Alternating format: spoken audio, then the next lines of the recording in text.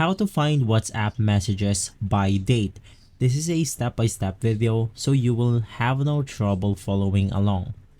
Basically, from here, all you have to do is to make sure that your WhatsApp application is up to date so that you know that you have this feature on your application.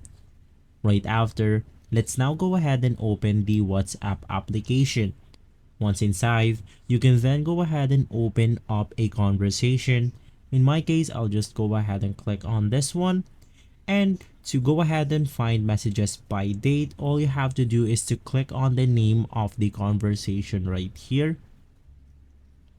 And once inside, you want to click on the search button.